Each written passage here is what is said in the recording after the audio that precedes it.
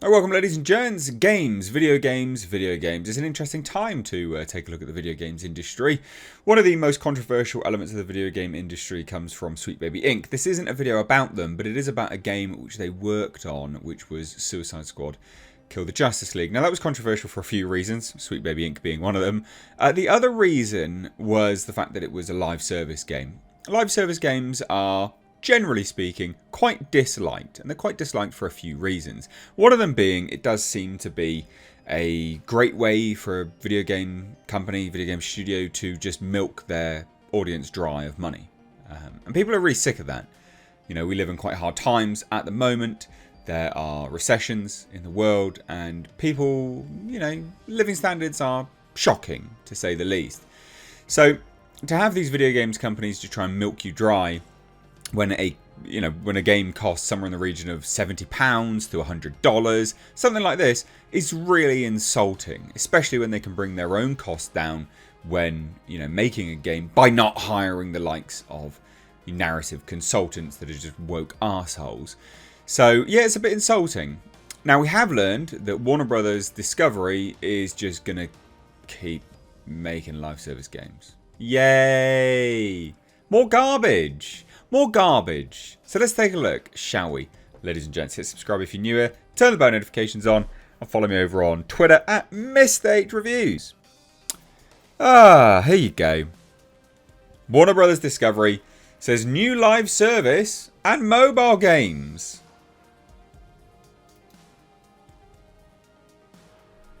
Good times.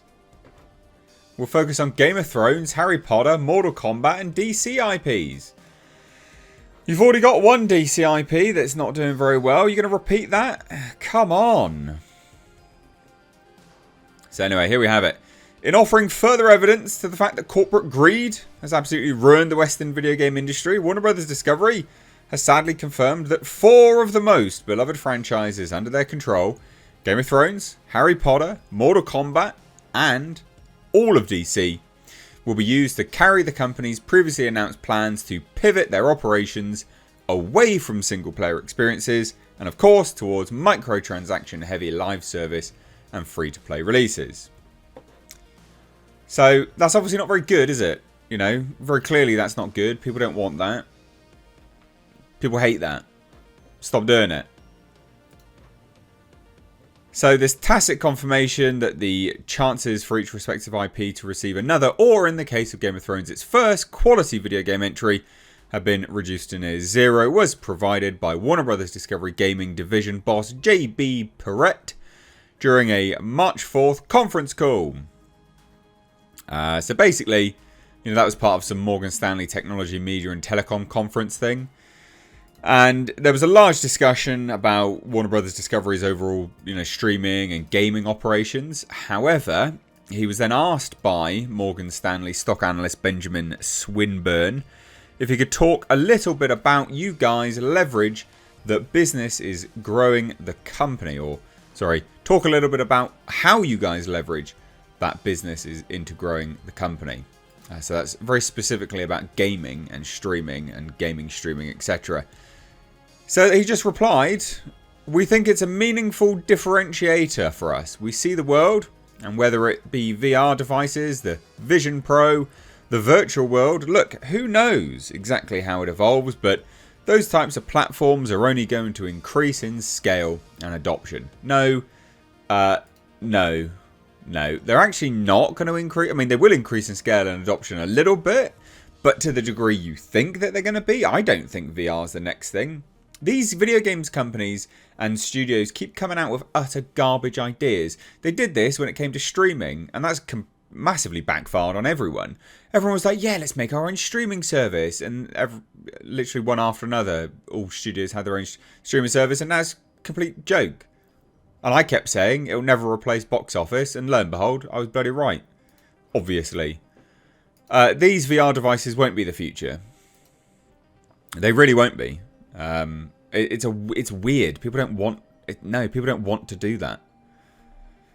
But anyway, he says, look, who knows exactly how it evolves, but those type of platforms are only going to increase in scale and adoption, and having 11 owned studios where we're obviously not just a publisher of games, but we're actually a developer of games, is a different asset for us.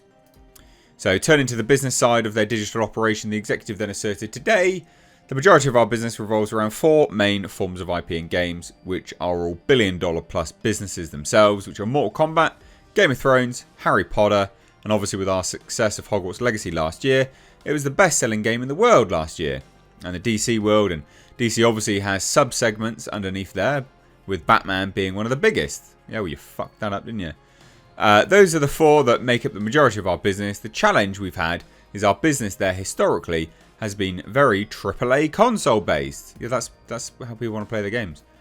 That's a great business when you have a hit like Hogwarts Legacy. It makes the year look amazing. And when you don't have a release, or when we unfortunately have disappointments, we release Suicide Squad, Kill the Justice League this quarter, which is not as strong. It just makes it look very volatile. Well, how about you just don't make garbage? How about that?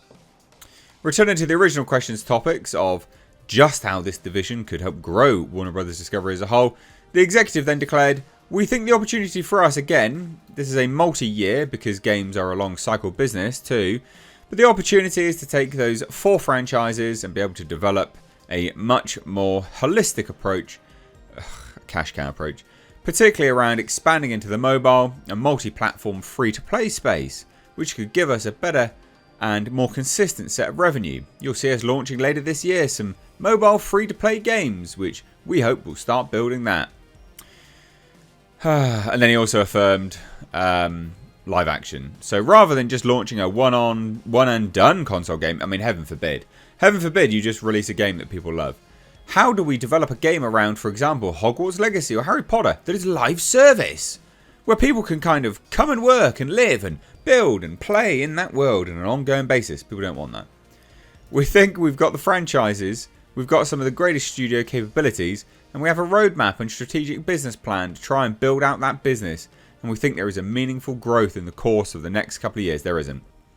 It's very rare for them to release a game that people actually enjoy, genuinely.